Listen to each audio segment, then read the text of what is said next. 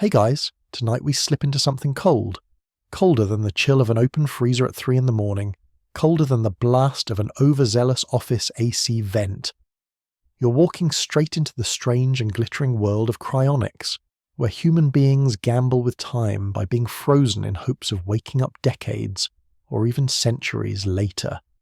Imagine standing in a quiet, steel-lined room, with towering cylinders of liquid nitrogen, each humming softly, each holding someone who believed that death was only a temporary inconvenience. You probably won't survive this kind of experiment yourself, but someone out there paid good money for the chance. So, before you get comfortable, take a moment to like the video and subscribe, but only if you genuinely enjoy what I do here. And while you're at it, drop your location and your local time in the comments below.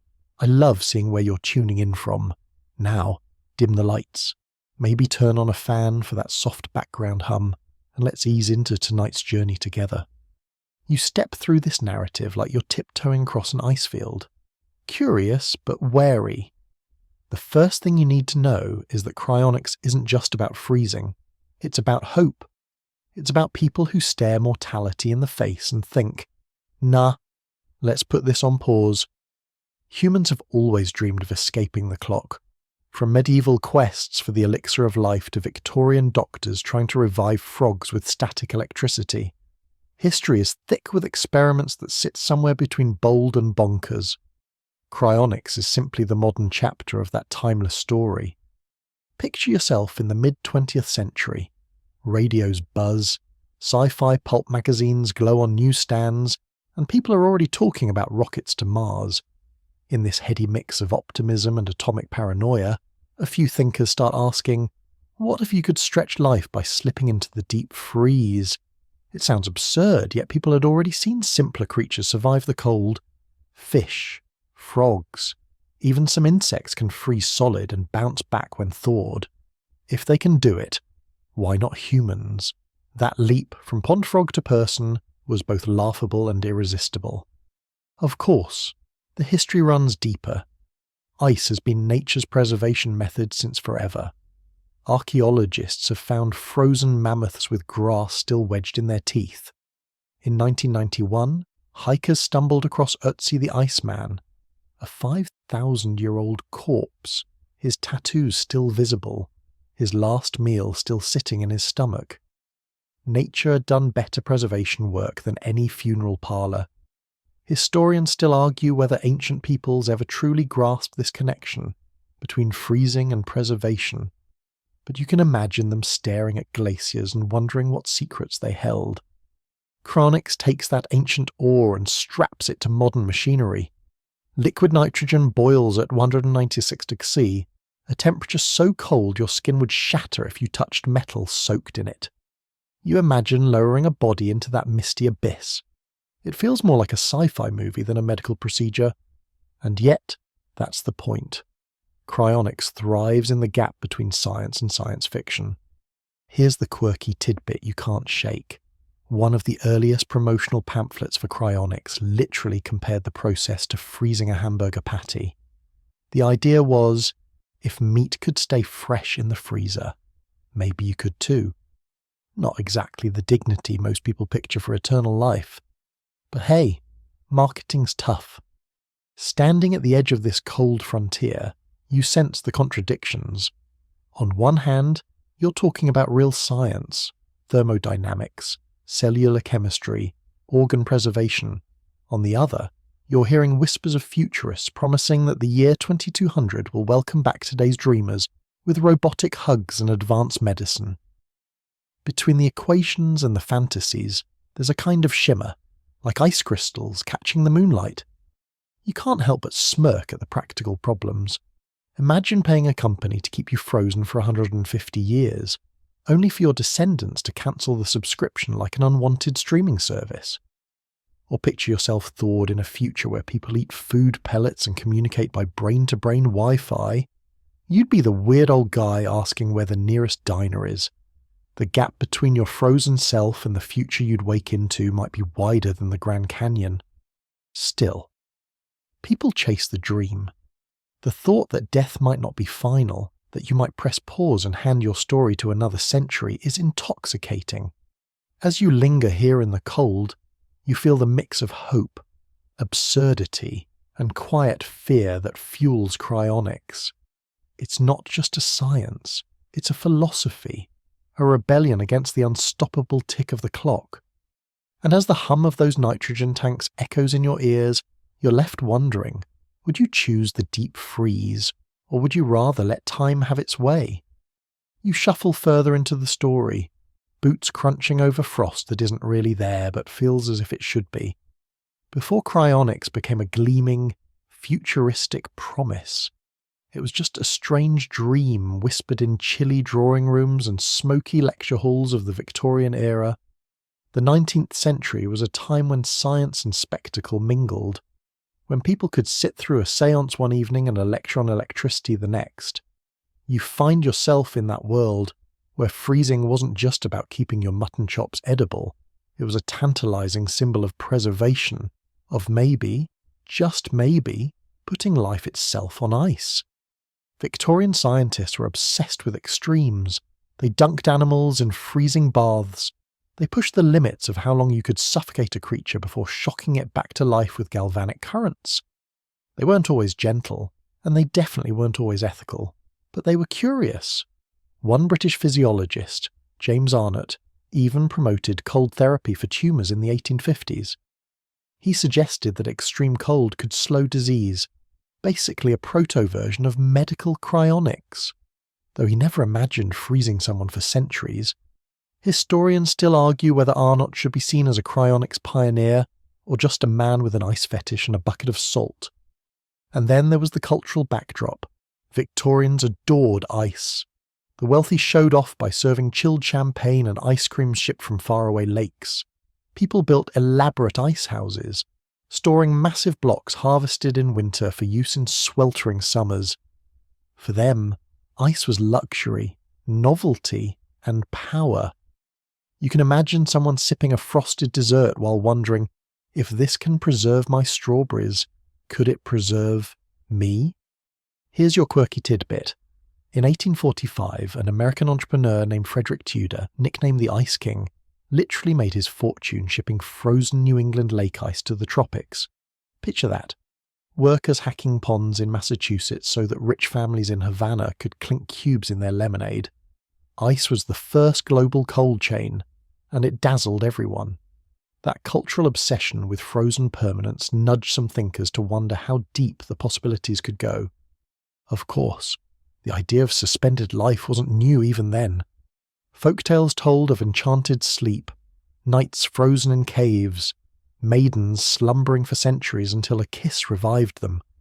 The Victorians, with their love of Gothic tales, wrapped these myths around their budding science. Newspapers sometimes mused about freezing soldiers to await future battles, or preserving criminals until justice could be more conveniently delivered. A bit impractical, sure. But so were corsets tight enough to squeeze your ribs like an accordion. Meanwhile, you drift into the laboratories where early refrigeration machines groaned and clattered. Inventors in the mid-1800s were busy building devices that could chill rooms and store food. These were crude, steam-driven monsters, but they hinted at a future where humans controlled temperature like gods. To stand there is to smell the oil and hear the hiss of valves. You notice how Victorian scientists leaned in close, spectacles fogging, as they realised that controlling cold meant controlling time itself, at least for meat and milk. From there, the leap to maybe people wasn't that far, though it sounded absurd enough to stay in the margins of polite science. You pause and notice how much of this fascination came from failure. Every attempt to freeze and revive larger animals ended badly. Frogs and salamanders might wriggle after thawing, but rabbits and dogs, not so lucky. The tissues ruptured, the blood turned to crystals, and the animals simply died. Scientists shrugged, wrote up their notes, and went back for tea. To them, this was still respectable research. To you, it looks like the clumsy first act in a long play about cryonics. Here's a lighter moment. Victorian newspapers occasionally speculated about freezing royalty. Imagine reading in 1860 that if a beloved monarch fell gravely ill, maybe scientists could just tuck them away in an ice cave until cures improved. A royal popsicle waiting for better medicine. It was as fantastical as time travel, and just as thrilling. Historians still argue whether these Victorian musings were serious scientific proposals or just parlour amusements that got dressed up in fancy jargon. What you can say is that they planted the seed. When modern cryonics emerged a century later, it didn't come out of nowhere.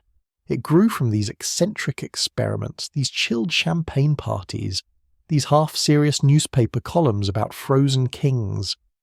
You linger in that candlelit world where the smell of coal smoke mixes with the crisp bite of stored ice, and you sense how fascination slowly hardens into ambition. The Victorians didn't have liquid nitrogen, but they had imagination, and sometimes that's the colder, sharper tool. You keep walking, breath fogging in the imaginary cold, and now you're in the middle of the 20th century. The world has shifted. No more horse-drawn carriages with blocks of ice rattling in the back. Instead, television flickers in suburban living rooms, space rockets roar on black and white screens, and the word future has a metallic shine to it. Into this setting steps Robert Ettinger, a physics teacher, World War II veteran, and part-time dreamer who would later be called the father of cryonics. He wasn't the first to think about freezing people, but he was the first to insist, loudly and stubbornly, that humans should actually try it. Ettinger's spark came not in a laboratory but while reading science fiction. He devoured pulp magazines where space travellers drifted in suspended animation, where frozen colonists woke centuries later on new worlds. For him, it wasn't just entertainment, it was possibility. In 1962, he self-published a book called The Prospect of Immortality, arguing that death might one day be reversible. His thesis was simple, but bold. If someone dying today could be frozen quickly enough, tomorrow's doctors might fix whatever killed them and bring them back. The future, he wrote, need not be limited by the present. You picture him sitting at a cluttered desk, cigarette smoke curling in the air, typing furiously. He wasn't a billionaire or a famous surgeon. He was a regular guy teaching math, sketching ideas in the margins of science fiction paperbacks. That's almost the joke of it. Cryonics didn't begin in the halls of Harvard or Oxford, but in the basement of a man who just refused to believe in limits. The mainstream laughed. Newspapers called it science fiction run wild, and medical associations dismissed it as fantasy. Yet Ettinger's book found readers. It even landed in the hands of Isaac Asimov, who, though sceptical, called it an idea worth at least considering. That was the thing. Even skeptics couldn't help but tilt their heads at it. Historians still argue whether Ettinger's appeal was genuine science or just persuasive science-flavoured philosophy. But the fact remains, he caught attention. Here's your quirky tidbit. Ettinger reportedly kept his mother's body frozen in dry ice before a proper cryonics facility existed, basically improvising preservation like someone stuffing leftovers into a frosty cooler. Morbid? Absolutely. But it shows the dedication, or desperation, depending on how you see it. To him, she wasn't gone, just waiting. You glance around at the early 1960s, where technology was booming and optimism was intoxicating. Lasers had just been invented. Heart transplants were right around the corner.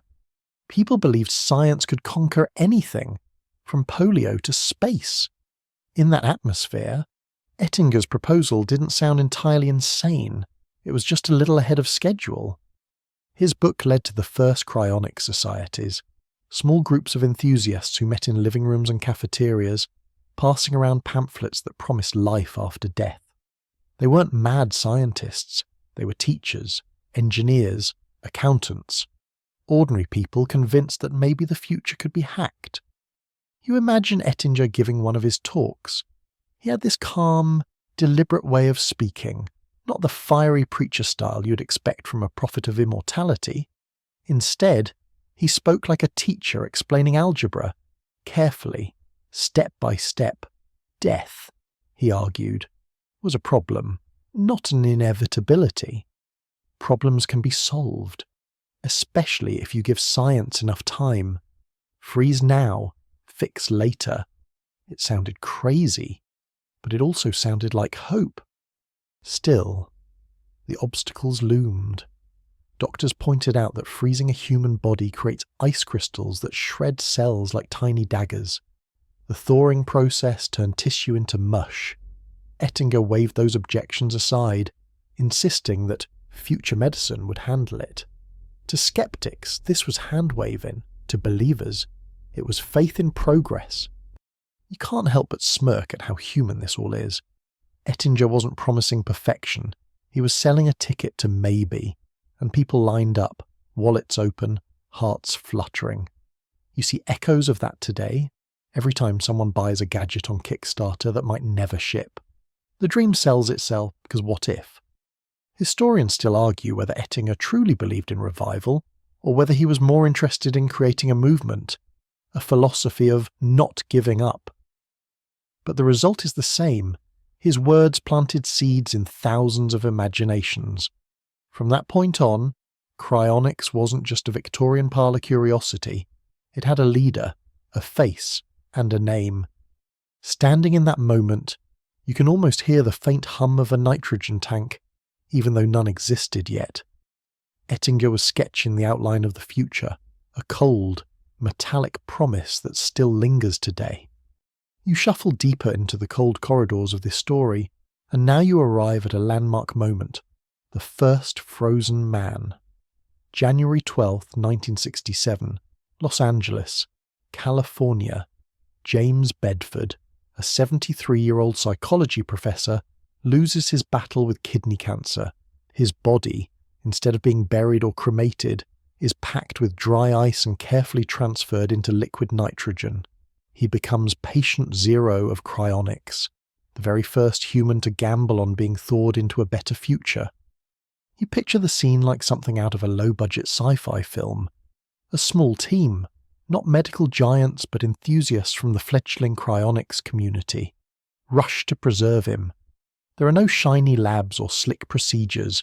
They're improvising with what they have: surgical tools, insulated boxes, and tanks borrowed from industrial suppliers. The goal is simple but insane. Keep Bedford frozen before decomposition can finish its work. You can almost smell the antiseptic, hear the hiss of evaporating nitrogen, and feel the desperation in the air. Bedford's family was split about it. Some thought it was lunacy, others considered it an investment in tomorrow. Yet one fact remains. Instead of vanishing into history as just another obituary, Bedford's name became etched into the lore of cryonics. Even today, he's still stored in a dewar. That's the official name for those giant thermos-like nitrogen tanks at the Alcor Life Extension Foundation. Whether he'll ever wake up is another question entirely, but he's been on ice for over half a century. Here's the quirky tidbit. Bedford's case was so experimental that the group handling him didn't even agree on what to call him. Was he a corpse, a patient, a frozen traveller? The language itself wobbled. Imagine trying to fill out paperwork. Reason for storage. Awaiting science fiction to catch up. Historians still argue whether Bedford was properly cryopreserved or whether he was just, well, a fancy frozen body with little chance of survival. At the time, medical authorities shrugged. Most doctors dismissed the whole thing as quackery, but newspapers loved it. Headlines about the frozen professor popped up worldwide, capturing imaginations and fueling both awe and ridicule. People joked about him thawing to find flying cars, or waking up broke because his estate was long gone. Others whispered that maybe, just maybe, this was the first step to cheating death. Standing there, you feel the raw audacity. This wasn't a corporation with billions of dollars. It was a handful of believers acting on a book they'd read a few years earlier.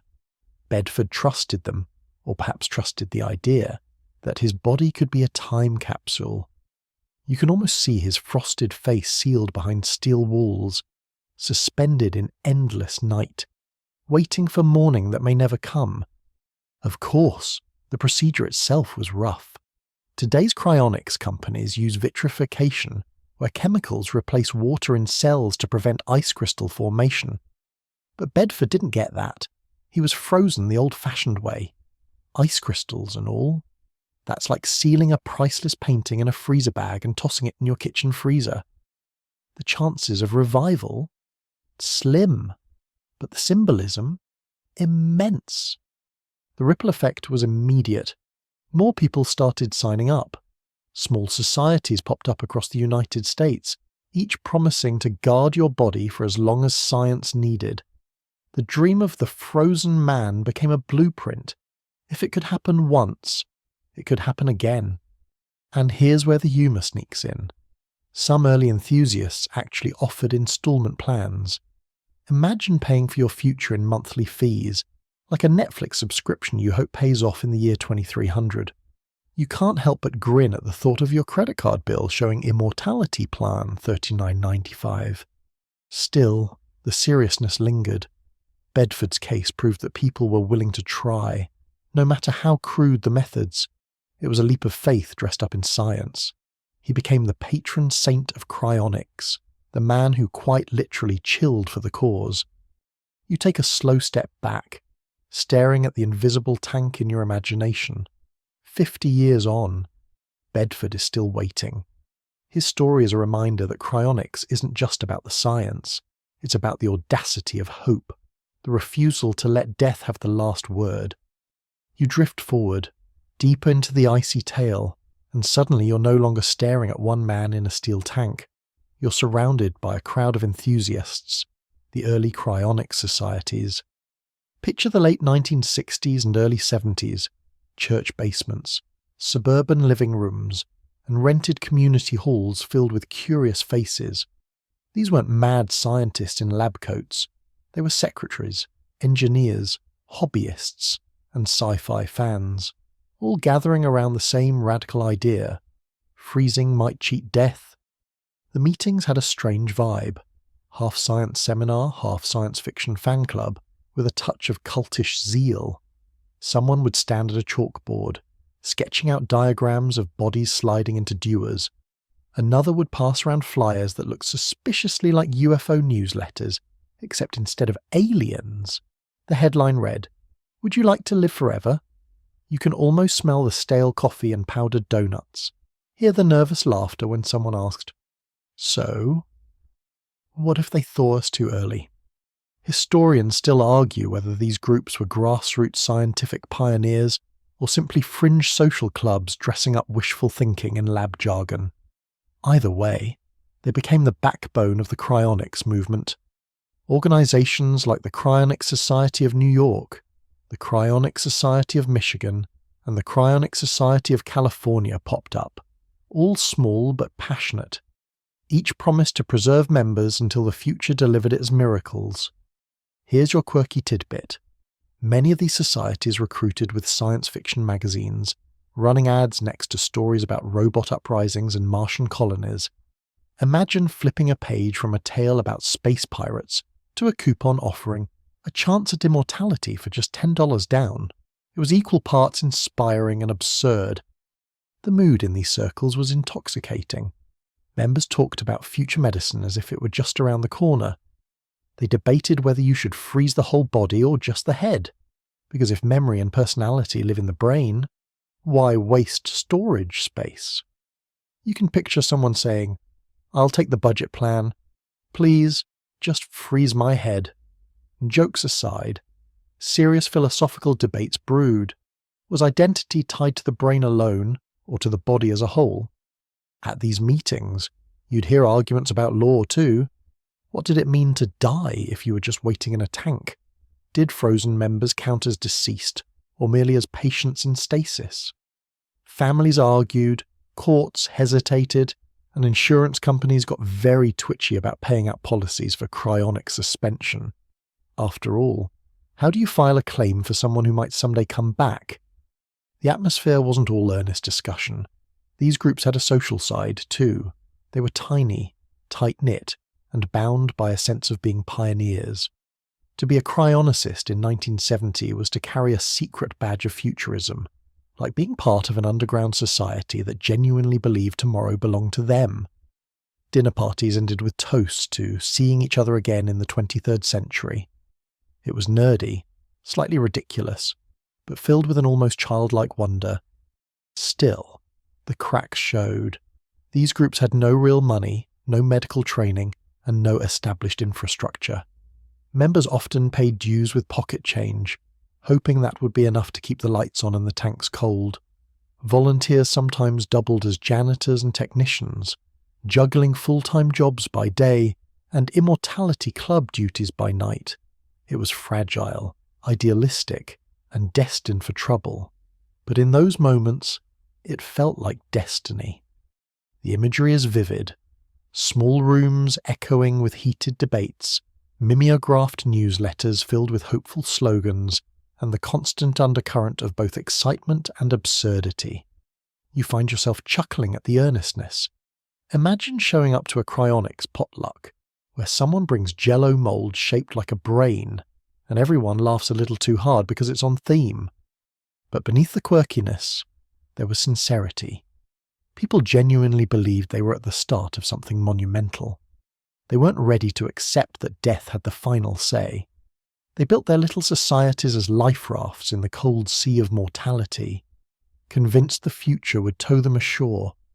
You leave the room with the sense that these groups weren't just playing with science, they were building a culture, a shared mythology of frozen hope. Their passion would carry cryonics forward, for better and worse, into the turbulent years ahead. You step farther into the chilly corridors of this tale, and the mood changes. The laughter of potlucks and quirky newsletters fades, replaced by the hiss of liquid nitrogen and the metallic creak of storage tanks under strain. It's the 1970s, and cryonics hits its first real scandal, the freezer meltdown disaster. For all the optimism and coffee-fueled debates of the early societies, the brutal reality of maintaining frozen bodies proved far more difficult than anyone wanted to admit. Imagine this.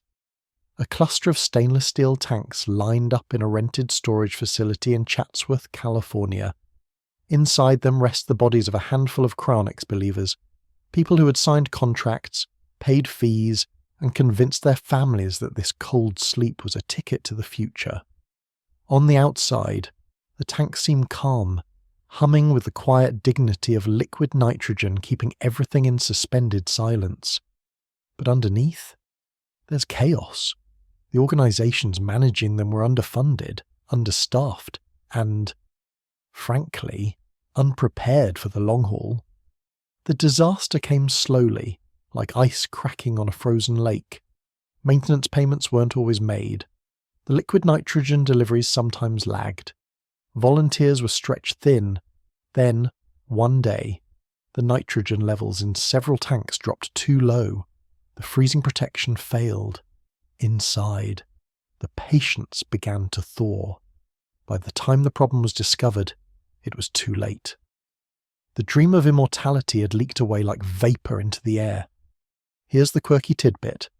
Some accounts describe that when families were notified, the explanations were wrapped in euphemisms like, "There has been a failure in cryogenic maintenance." Translation, "Your loved one is now a puddle." It's gallows humour, but you can almost hear the pained laughter of people trying to process the absurdity of it. The fallout was ugly. Families sued the cryonic societies, accusing them of negligence, fraud, or both. Headlines painted cryonics as a cruel scam, not a hopeful science. The public image, already fragile, collapsed under the weight of these thawed patients. For many, it confirmed what skeptics had always said. Cryonics wasn't futuristic medicine. It was wishful thinking wrapped in shiny steel. You stand in that musty storage unit in your imagination, the air heavy with the smell of spilled nitrogen and dust. The scene is tragic, but also oddly theatrical. Cryonics had promised eternal preservation, but it couldn't manage even a decade without disaster. It's like a magician pulling a rabbit from a hat, only to reveal the rabbit has, well, melted. Historians still argue whether the meltdown was inevitable given the era's limited resources, or whether it was sheer mismanagement by amateurs who bit off more than they could chew. Either way, the effect was chilling in a very different sense. Memberships dropped. Some societies collapsed.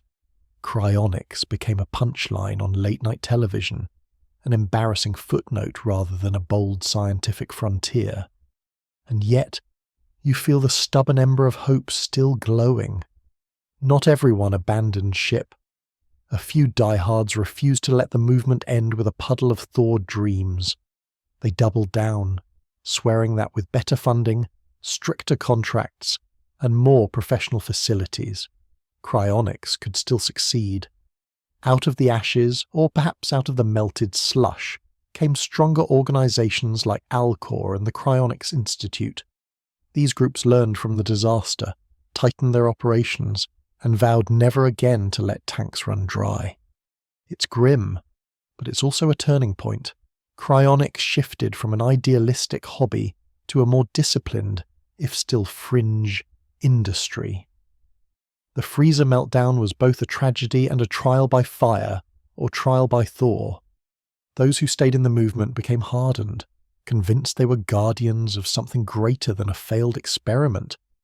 You smirk at the human tendency to cling to hope even when evidence piles up against it. Cryonics, at this stage, was less about science than about belief. Belief that the future would be kinder, smarter, and more technologically capable than the present. Belief that today's mistakes would be tomorrow's cautionary tales, not final verdicts. Standing there in the wreckage, you realise that Cryonics wasn't killed by the scandal, it was tempered by it, like steel plunged into water. Fragile illusions had shattered, but the core idea remained frozen in place, waiting for its next act. You push forward through the frostbitten narrative, and suddenly the atmosphere feels sleeker, quieter, almost reverent. Gone are the leaky storage units and disastrous meltdowns. Now you're walking into the modern Cryonics facility, an odd mix of laboratory, morgue, and science fiction set piece. Picture it, a spotless warehouse on the outskirts of Phoenix, Arizona, or maybe a nondescript building in Michigan. From the street, you might mistake it for a dental office or a logistics hub, but inside, the temperature plummets. Stainless steel dewars, towering, cylindrical tanks, stand in neat rows like silver sentinels. They hum with the faint whisper of liquid nitrogen evaporating, each holding dozens of patients. No frost coats their surfaces, contrary to movie depictions, because nitrogen is dry. Instead, you see the gleam of polished steel, smooth and silent, hiding their frozen cargo. Walking among these tanks, you sense a strange kind of peace. Some of the bodies are whole, others are neuropatients, just heads, carefully suspended, waiting for some future surgeon to graft them onto cloned or robotic bodies. The facilities call them patients, not corpses, and the terminology matters. It signals a quiet defiance of death, a refusal to file these people under the word gone. Here's the quirky tidbit. In many facilities, patients are stored upside down. That way, if nitrogen levels ever fall, the brain, the crown jewel of memory and personality, remains submerged the longest. It's a macabre but practical detail, like hanging coats to keep the collars dry in a storm. You stroll past white-coated technicians checking gauges, topping off tanks, and recording logs. The daily rhythm is strangely ordinary. Deliveries of nitrogen, inspections of seals, paperwork shuffled across desks. It's mundane maintenance masking an extraordinary claim that the people in these tanks might someday open their eyes again. The hum of the machinery feels like lullabies for the frozen. Historians still argue whether these facilities are medical laboratories or simply elaborate mausoleums with better marketing. From one angle, they look like hospitals for the not yet dead. From another, they resemble futuristic cemeteries, where grief is replaced by stubborn optimism. Inside, the air feels heavy with symbolism. Each tank contains a story a mathematician who feared wasting his mind, a young woman lost to cancer, a billionaire who wanted a second shot at invention. Families visit occasionally, standing before stainless steel, whispering words their loved ones can't hear, at least, not yet. You can't help but smile at the odd logistics of it all. Imagine giving directions to a truck driver. Turn left at the gas station, and you'll see our building. Yes, that one. Deliver the 3,000 litres of liquid nitrogen to keep Grandpa cold. It's both deeply touching and hilariously absurd. The smell here is faint, antiseptic, metallic, with a hint of chemical sharpness. The floors gleam with industrial polish. No cobwebs, no flickering lights, just sterile, endless rows of cryonic cradles. It feels like a temple for the future, stripped of stained glass but heavy with devotion. Of course, none of this solves the central problem. Freezing a body is easy. Bringing it back is another story. The vitrification process, using cryoprotectants to prevent ice crystals, has improved, but it's still brutal to tissues. Organs warp, biochemistry fractures. The human body is not a frozen pea that perks up after thawing. You know this. The technicians know this, and yet the tanks stand humming anyway. And here lies the tension. The science is shaky, but the symbolism is profound. These tanks represent defiance, hope, and perhaps denial, all rolled into one. They are both futuristic hospitals and frozen reliquaries, humming with the promise of a tomorrow that might never arrive. As you wander out of the facility, you look back at the silent giants of steel.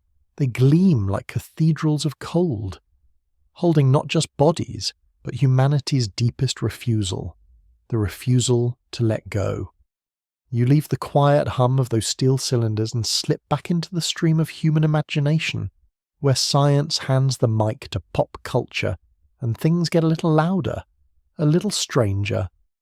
If the real cryonics facilities are hushed temples of nitrogen, then movies and TV shows have turned them into neon-lit gateways to immortality. Think of the frozen Walt Disney rumour. It's the quirky urban legend that just won't thaw. People still whisper that his body rests in a secret chamber under Disneyland, hidden beneath the Pirates of the Caribbean ride, waiting for a future where science can restart his heart like an animatronic puppet. Of course, it's false. He was cremated.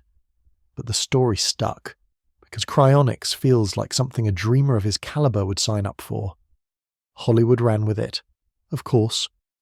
From 2001, A Space Odyssey, with its neatly slumbering astronauts, to Han Solo encased in carbonite, to Austin Powers' cracking jokes about being unfrozen in the 90s, cryonics became shorthand for both futurism and comedy. You see pods glowing blue, fog pouring out as the lid creaks open, and someone stepping into the future with perfect hair. Never mind that real cryonics involves chemical cocktails and upside-down storage tanks. It's way cooler to imagine sci-fi glass coffins that hiss like espresso machines. And then there's literature. Authors couldn't resist the what-ifs. Philip K., Dick, Arthur C., Clarke, and countless pulp writers toyed with characters frozen mid-breath, thawed out to face dystopias they never expected. The literary versions of cryonics were less about medical plausibility and more about metaphor. What happens when you skip time like flipping pages in a book? Do you belong anymore when the world has raced ahead? Quirky fact for you: the comic book world actually used cryonics as a superpower origin story. Captain America's decades-long ice nap wasn't just convenient. It planted the idea in millions of readers that freezing could preserve not just the body, but a heroic identity. When he wakes up, he's not just alive, he's culturally dislocated, a man out of sync. Historians still argue whether these depictions made cryonics more appealing or more ridiculous. Did science fiction legitimize it by planting the concept into collective imagination? Or did it doom the practice by making it seem like the stuff of cartoons and popcorn flicks? Either way, the public image of cryonics owes as much to Hollywood as it does to the actual researchers in lab coats. And you, wandering through this cultural archive, feel the irony, the sleek pods, the glowing mist, the dramatic resurrections. They're nowhere in real facilities, but in your mind's eye, they linger. They linger because they're cinematic, and because they capture something Cryonics promises but cannot yet deliver. The fantasy of waking up not worse, not even the same, but somehow better. There's a tenderness in theirs too. A grieving family might not be thinking about cryoprotectants or vitrification. They might simply imagine their loved one floating in a chamber like Sleeping Beauty, waiting for a kiss from the future. The science is messy, but the stories give it elegance. And of course, there's always humour. Think of the running joke. If I freeze myself now, maybe I'll wake up when rent prices are reasonable. Spoiler, probably not. Or the idea of cryo-napping through awkward social events. Wake me when this wedding toast is over. The absurdity makes the heaviness lighter. But beyond the laughs, there's a serious undertone. Pop culture taught you to think of cryonics not just as a wild experiment, but as a narrative about time, belonging, and loss. The movies may exaggerate, but they keep the dream alive, shimmering just enough to make you wonder. You find yourself smiling as you leave this hall of silver screens and pulp pages. The cold steel tanks of the last section are real, but the glowing pods of cinema, they're the ones that live in your imagination, keeping cryonics alive in the theatre of the mind. You drift deeper into the story, and the air grows sharper with academic debate. Cryonics isn't just about bodies and tanks anymore. It's about the philosophy that keeps those tanks filled with liquid nitrogen. The central question gnaws like a slow drip of melting ice. Is this medicine, or is it denial? Imagine yourself in a seminar room, the kind with squeaky chairs and the faint smell of stale coffee. On one side, you have bioethicists raising their hands with furrowed brows. They argue that freezing people is not healing them. It's delaying the inevitable. Cryonics, they say, sells false hope. It's a way of monetizing grief, charging families tens of thousands of dollars for what may be nothing more than long-term storage. They call it exploitative, even cruel. On the other side of the table sit the cryonics advocates, sipping their tea with quiet defiance. But medicine has always been about buying time, they counter. Antibiotics, ventilators, chemotherapy, all interventions that once seemed unnatural, all criticised in their day. Why should freezing be different? Maybe it's premature, but so was every breakthrough at first. A quirky tidbit slips into this otherwise heavy conversation. Did you know that one cryonics contract includes clauses about pets? People sometimes freeze their cats or dogs alongside them, hoping to wake up together in some future timeline where treats are unlimited and fleas are extinct. It sounds like something from a sitcom, but it's written in the fine print of real legal agreements. The ethical tug-of-war continues. Some argue that even if revival never comes, cryonics offers comfort to the living. It gives families a narrative that their loved one isn't gone, just waiting. Others snap back that this blurs the line between science and religion, replacing heaven with a freezer. Historians still argue whether cryonics belongs more in the history of medicine or in the annals of spiritual belief. You wander through this debate like someone sneaking snacks at a dinner party, moving between groups and overhearing snippets. One ethicist mutters about consent and dignity. Another whispers about experimental frontiers and future autonomy. Somewhere in the corner, a cryonics enthusiast jokes, "Hey, better a chance than a box of ashes." The joke lands awkwardly, half gallows humour, half conviction. And you can't help but notice how slippery the language becomes. Patience, not corpses. Suspension, not death. Reanimation, not resurrection. Words matter here, because they shape whether cryonics feels like medicine or mythology. Step too far into the clinical language, and you risk sounding cold. Lean too hard on the poetic, and you sound like a cult. The balance is delicate, fragile as frost on glass. Of course, the money question lurks nearby like an uninvited guest. Cryonics isn't cheap. Whole body preservation can run upwards of $200,000. Neuropreservation, just the head, is less, but still not pocket change. Advocates point out that life insurance can cover it, making it accessible to ordinary people. Critics roll their eyes and say that ordinary people aren't the ones signing up.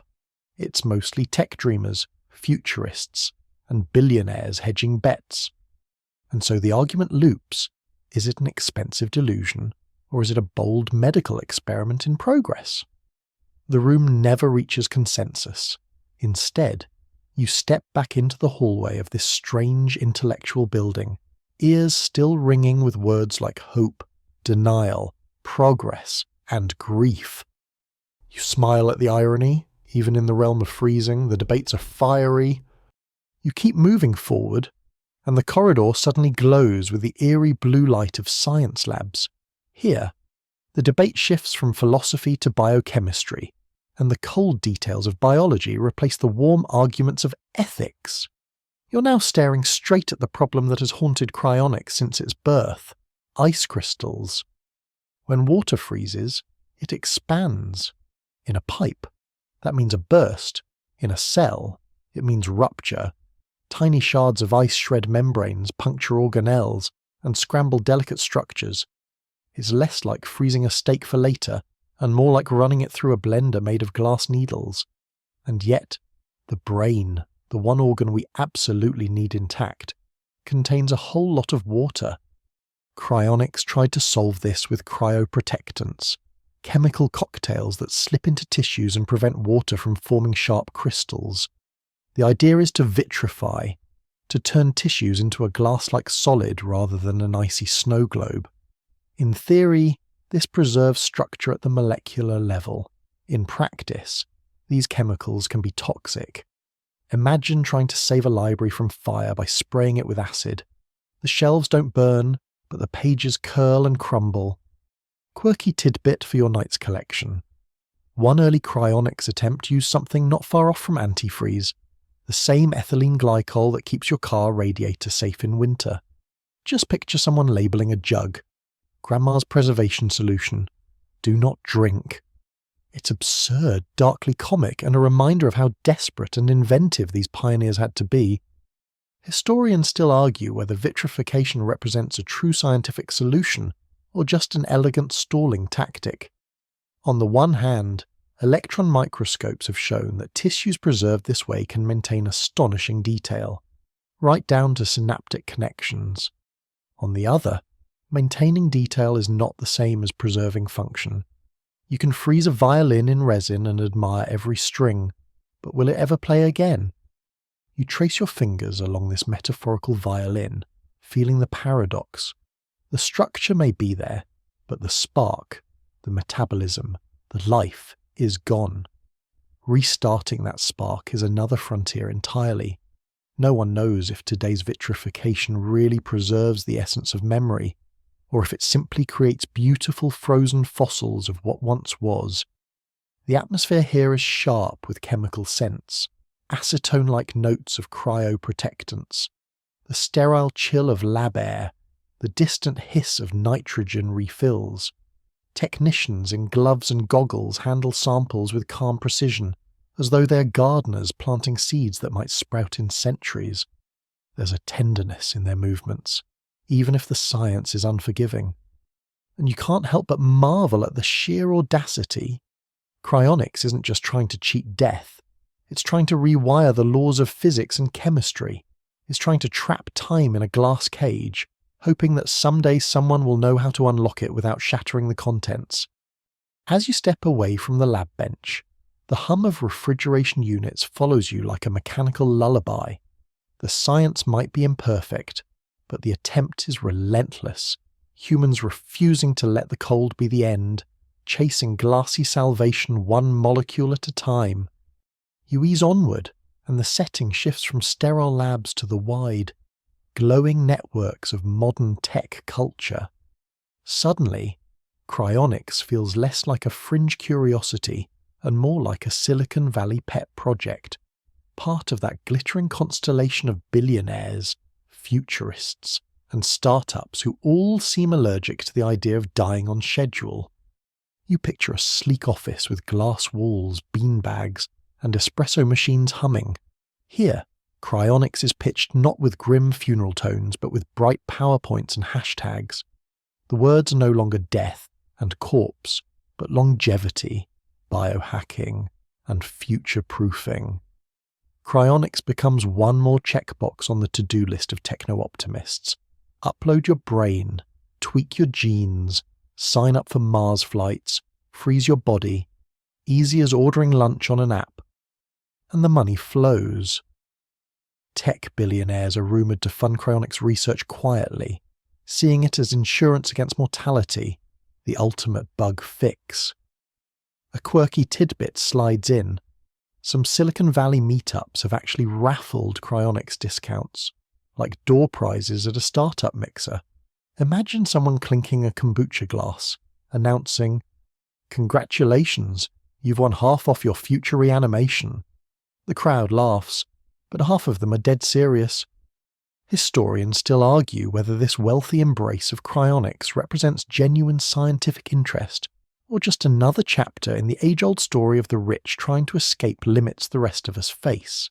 After all, kings once drank elixirs of mercury for immortality. Pharaohs built pyramids. Now billionaires sign cryonics contracts. The costumes change, but the impulse feels eerily familiar. You wander through the glow of these presentations, noticing the mix of hope and hubris. On one slide, data about cryoprotectant toxicity. On another, inspirational stock photos of sunrise over futuristic skylines. The leap between hard science and glossy optimism is breathtaking, like vaulting a canyon with nothing but a yoga mat and some Wi-Fi. And yet, the enthusiasm is infectious. You imagine the pitch. Cryonics is not death. It's an ambulance ride to the future. Sure, the trip may take 100 years, but who's counting? It's absurd, sure, but it's also persuasive in a world where technology already resurrects photos, voices, and even half-forgotten friendships. The room buzzes with talk of synergies. Pair cryonics with AI, with nanotech, with cloning, with robotics. A whole constellation of what-ifs spins around you, dizzying and strange. You feel like you're standing in a snow globe of optimism, shaken again and again, watching flakes of ambition drift around in slow motion. Still, doubts slip in. You hear whispers about equity and access. Who exactly will wake up in the future? The billionaire with 12 storage contracts or the school teacher who couldn't afford the fee? The dream glitters, but the cracks are there, thin as frost lines on glass. You step back, blinking against the neon optimism, feeling both amused and unsettled. Cryonics has been adopted by the new aristocracy of tech, dressed up in sleek design and venture capital. Whether it's genuine progress or just high-priced wishful thinking, you can't quite say. But the energy in the room makes one thing clear. The dream of freezing time is no longer a fringe fantasy. It's trending. You drift onward, leaving behind the sleek glass offices of Silicon Valley, and step into the courtroom of public opinion. Here, the walls echo not with machinery or optimism, but with questions about law and government oversight. The central issue comes into focus. How do you regulate something that blurs the line between life, death, and storage? Imagine a lawyer in a dark suit adjusting his tie, squinting at documents with phrases like suspension contract, post-mortem consent, and reanimation rights. Cryonics doesn't fit neatly into existing law. Are these preserved people considered deceased, or are they patients in extended treatment? The answer shifts depending on whether you're asking a judge, a doctor, or a grieving spouse. One famous case involves Dora Kent, the mother of a Cryonics Society member. In the late 1980s, her head was preserved, sparking accusations that the organisation had acted too quickly. possibly before she was legally dead. Police raided the facility. Tanks were seized. Staff were interrogated. No charges stuck. But the scandal hung in the air like cold breath, reminding everyone how murky the legal boundaries could be. Quirky tidbit. Cryonics contracts sometimes include clauses about what to do if revival occurs in a different jurisdiction. Imagine signing paperwork that reads, "If reanimated in 2145, patient requests citizenship options in country of Thor." It sounds like science fiction, but lawyers have genuinely debated future nationality rights for frozen clients. Historians still argue whether governments see cryonics as legitimate medical research or simply as elaborate funerary practice. In the US, it's largely unregulated, treated more like mortuary science than medicine. In other countries, it exists in a grey zone, tolerated but not formally recognised. Some nations outright ban it, considering it disrespectful to cultural norms of death. You wander down these bureaucratic halls, listening to the shuffle of papers and the clatter of typewriters. Okay, maybe laptops, but the imagery works better with typewriters. The rhythm is steady, almost sleepy, yet underneath runs a current of unease. Laws are slow-moving, but technology sprints ahead. What happens when frozen patients start piling up by the thousands, and regulators realise they're not just dealing with urns of ashes, but potential future citizens? You picture the legal headaches, inheritance disputes where the heir is technically still in a nitrogen tank, marriages where one partner is suspended but not divorced, health insurance claims that span centuries. The absurdity is almost comedic. Imagine a lawyer in 2150 trying to explain, yes, your great-great-grandfather is contesting the will. He thawed last Thursday. And yet, these scenarios highlight the strange liminal status of cryonics patients. They're not quite gone, but not here either. They live in legal limbo, frozen as much in paperwork as in nitrogen. The sound in this courtroom fades to a hum, like distant machinery echoing under the floorboards.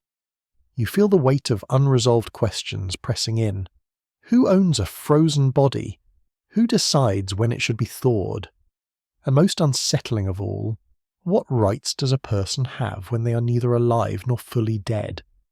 You step back into the corridor, papers still rustling behind you, realizing that cryonics isn't just a scientific gamble. It's a legal puzzle waiting to spill into the future. You move ahead, leaving behind the echo of courtrooms, and the air grows quieter, almost reverent. Here the debate shifts from contracts and lawsuits to something far softer, yet heavier. The emotions tied to cryonics. It's no longer about legality or science, but about grief, hope, and the fragile ways humans cling to love. Picture a small waiting room at a cryonics facility. The chairs are plain. A coffee pot gurgles in the corner. A family sits together, holding hands, trying to decide if their father will be cremated, buried, or suspended in liquid nitrogen. There's no organ music, no stained glass windows, just paperwork and a clinical promise. He might not be gone forever. For some families, cryonics offers comfort. It shifts the language. Instead of, "we lost him," they say, "he's waiting." Instead of, "she's gone," they whisper, "she's sleeping." It reframes mourning into a story of patience. And for people drowning in grief, even that fragile thread of narrative can feel like a lifeline. A quirky tidbit surfaces. One facility once reported that a family regularly mailed birthday cards addressed to their frozen relative. Staff kept the envelopes in a file as though saving them for the day he might open them. Sweet, heartbreaking, and just a little absurd yet somehow perfectly human. Historians still argue whether this practice of reframing death helps or harms the grieving. Does it soothe the pain by offering hope, or does it prolong it by refusing closure? The answer shifts depending on who you ask. Some psychologists say it's like religion. If it comforts, it serves a purpose.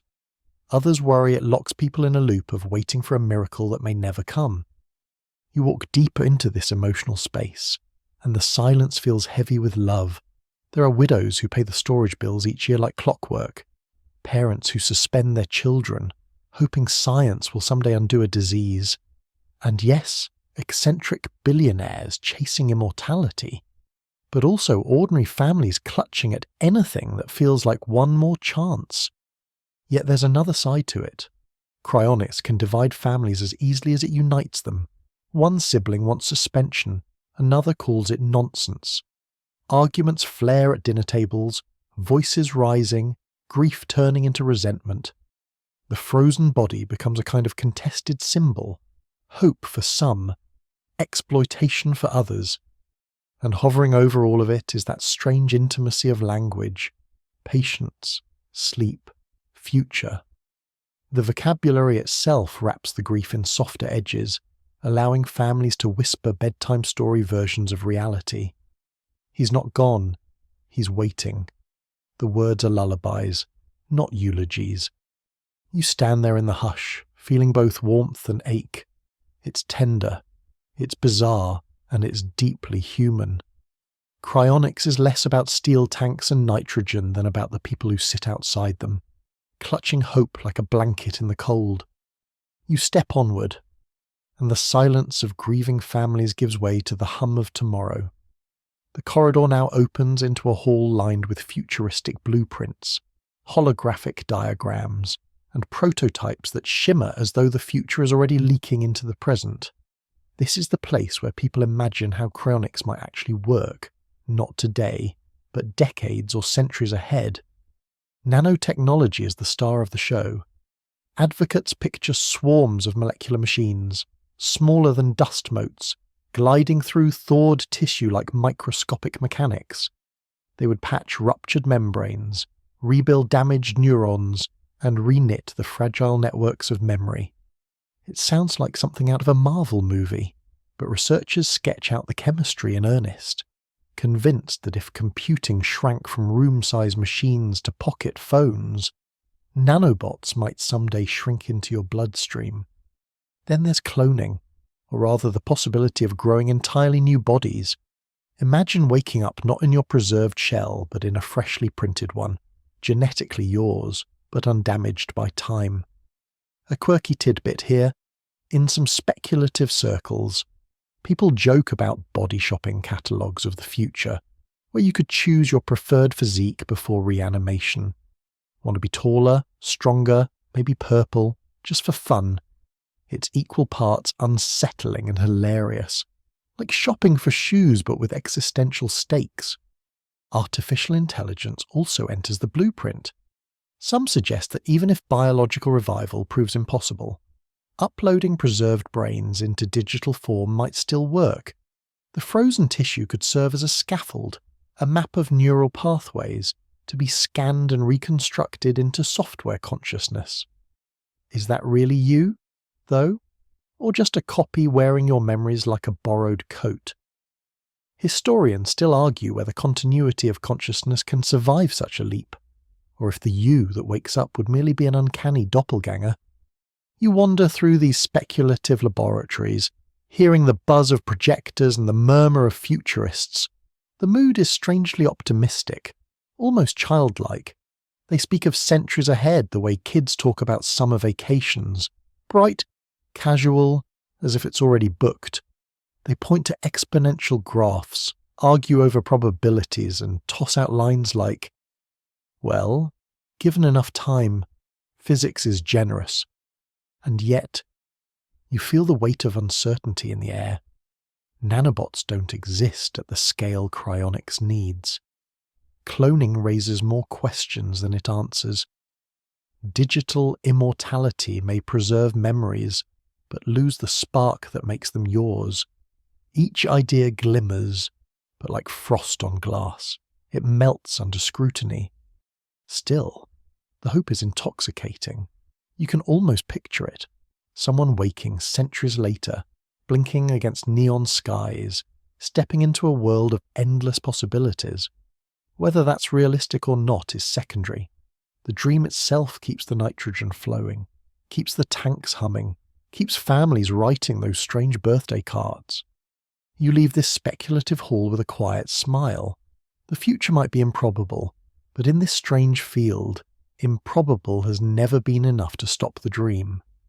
You step away from the futuristic holograms and wander into a darker, chillier wing of this journey, the one where hope collides with fear. For every glittering promise of cryonics, there lurks a shadow of potential nightmares. If freezing humans for the future ever works, what kind of future will they actually wake up to? Picture this. You open your eyes after centuries in nitrogen silence, expecting doctors in white coats cheering. It worked. Instead, you find yourself surrounded by strangers who speak a language you don't recognize, in a city of towers shaped like spirals, where your money, your identity, even your history mean nothing. You're a time refugee, stranded without context. The idea is thrilling, but it's also terrifying. Then there's the question of consent. What if revival technology develops, but society has moved on? What if governments thaw you out not out of compassion, but as an experiment, or worse, as cheap labour? A quirky tidbit creeps in here. One science fiction short story. Imagined revived cryonics patients being billed for centuries of accumulated storage fees, waking not into freedom but into crushing debt. It was satire, yes, but satire has a habit of grazing uncomfortably close to truth. Historians still argue whether revival would be liberation or exploitation. Would frozen patients be greeted as pioneers, or as curiosities, human antiques from a cruder age? The debate lingers like a draft under the door. No one can quite shut it out. And what about the practical problems? Overpopulation, resource scarcity, climate change. Would a future society even want to revive millions of frozen strangers, each carrying expectations of care, belonging, and dignity? Or would revival be selective, reserved for the wealthy, the famous, the useful? You sense the unease pooling in the shadows. Cryonics could become less a promise of equality and more a filter for privilege. You pause and consider another unsettling possibility. What if revival is partial? Imagine waking with your memories scrambled, your personality altered, or your body restored in ways you didn't agree to. Would that still be you, or just a rough draft of someone you once were? Cryonics sells the fantasy of continuity, but continuity itself may prove fragile. The corridor feels colder here, less hopeful, more haunted. The steel tanks you pictured earlier no longer seem like temples of possibility, but like vaults of uncertainty. Each one is a gamble sealed in nitrogen, a bet placed not just on science, but on the ethics, politics, and compassion of future humans we can't even imagine. And yet, even in this unsettling wing, you sense why people sign those contracts. The gamble may be risky, but the alternative, accepting death outright, feels riskier still. It's a strange kind of calculus. Better a chance at an unknown tomorrow than the certainty of an ending today. You step away, leaving the shadows to whisper among themselves, the cold air heavy with both dread and stubborn hope. The corridor brightens, and you step softly into the final chamber of this long, chilly journey. Here, the noise of ethical debates, corporate promises, and speculative technologies fades into something quieter, almost like the hush of snowfall. You stand among the frozen dreamers, ordinary people who signed contracts, filled out paperwork, and entrusted their fragile human essence to a gamble across centuries. This is the true legacy of cryonics, not just tanks and laboratories, but human longing in its rawest form. People want to stretch the limits, to cheat the finality of death, to cling to a thread of hope that maybe, just maybe, science will finish the work that biology abandoned. Cryonics isn't only about molecules and ice crystals, it's about the refusal to let go of possibility. A mainstream fact tucks itself in here. Cryonics has been around since the 1960s, yet not one patient has been revived. Still, the movement endures, small but persistent, almost cult-like in its faith. On the fringe side, There are stories of DIY enthusiasts building makeshift cryorigs and garages, convinced they could hack death with determination and liquid nitrogen. Historians still argue whether cryonics should be classified as science, philosophy, or just an elaborate form of wishful thinking. And yet, you sense something strangely comforting here. Even if the odds are impossibly slim, even if revival never comes, the act of choosing cryonics is a reminder that humans don't simply accept endings. They invent rituals, they build machines, they sign contracts, all to leave a door, however tiny, ajar. You lean closer, imagining what it would feel like to be one of them, waiting in stillness for a tomorrow that may never arrive. And then you step back, because tonight isn't about solving the future. It's about drifting gently toward rest. So the pacing slows now, the images soften, the hum of nitrogen fades into a quiet lull. You picture yourself wrapped not in steel or frost, but in blankets, your breath even, your body light. The tanks and debates and laboratories blur into a faraway dreamscape, as distant as stars. The story settles into calm, whether the future opens or not, whether revival is myth or miracle. You carry with you the reminder that human imagination has no expiration date.